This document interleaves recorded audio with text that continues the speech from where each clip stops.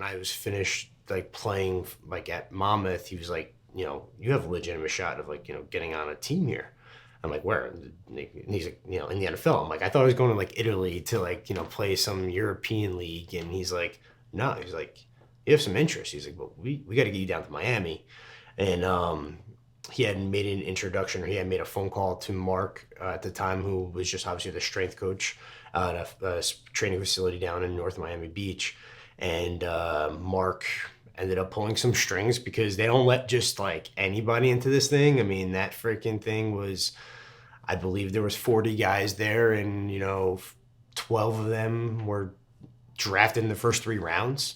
So you were there with some elite guys. I mean, I think in my offensive line group alone, there was 2 first-round draft picks, and I think 3 second-round, and the rest were all in the 3rd round. I was the only one that went undrafted.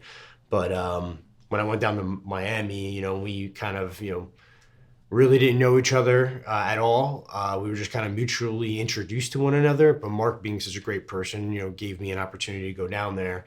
But it didn't really take until one day where Mark had nothing to really do with like the speed side of things. The drills, yes, for like the bigger guys, but not necessarily the 40-yard dash. Besides like helping with like the start, but never really was like the main guy. He was Mark's mainly focused on like the strength side of things. But he became all of those main guys because of a certain particular day that, ironically, one of my closest friends to this day and one of Mark's mutually closest friends were in the same situation as myself, that we were doing a drill, but we weren't too par of the other first-round draft picks. We were, some guys that were paying our way there, not our agents paying for us, and we got removed from the drill, shall I say. I'm going to say in a very nice context.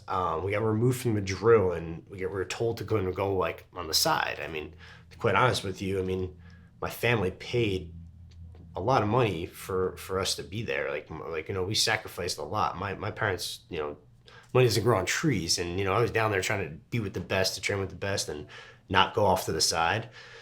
But right away, like as soon as we were told to go off to the side, Mark grabbed us. And he said, "You guys come work with me." And he took us to the other side of the field. So I just started to work with him, and I started to get on his ass. And if he fucked up, I'd make him do it again. If it was high knees, whatever it was. And I was literally talking to him the whole time. Right there, he's about, I'm thinking, he said 315. He's probably about 325. And in this picture, he's much lighter, but he was, at the time when his transformation, he went to about 285, 287.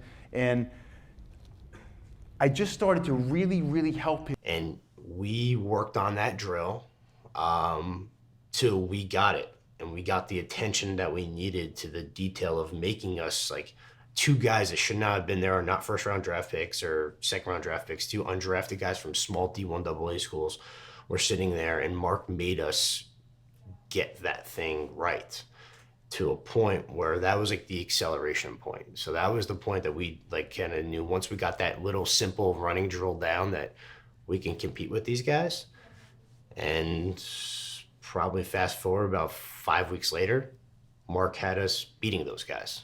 So as he's doing his high knees, doing his A running, and he's doing all the speed drills, I'm talking to him like, "You're fast." It's like Apollo Creed. "You're fast. You got this. You can do it. You're fast.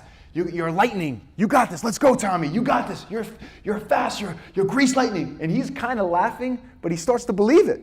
That's when we became like, dude, like I love you, man. Like, I love you. Excuse my language, but I mean, I love you. I mean, this guy, he believed in me. He got it out of me. I mean, he literally pulled this thing out of me of maybe like should not had the ability to be able to do some of the things I did and was doing, but he did.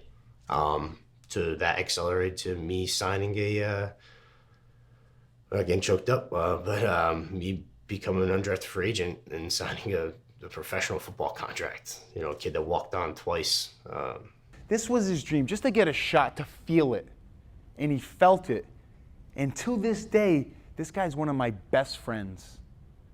Just because I decided to walk over to kid and give him a little bit more time, just a little bit more time. And I can't tell you how hard he's worked for Mark Megna to help my business, branding, give me opportunities that no one else gets. It was incredible.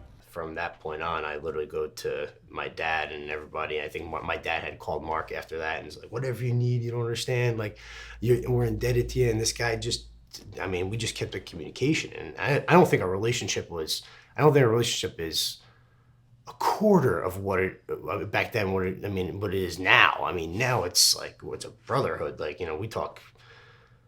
I mean, multiple times a day. Sometimes early in the morning, sometimes later at night. I mean, and our relationship has changed, but just because that guy just pulled something out of me that nobody ever has done before.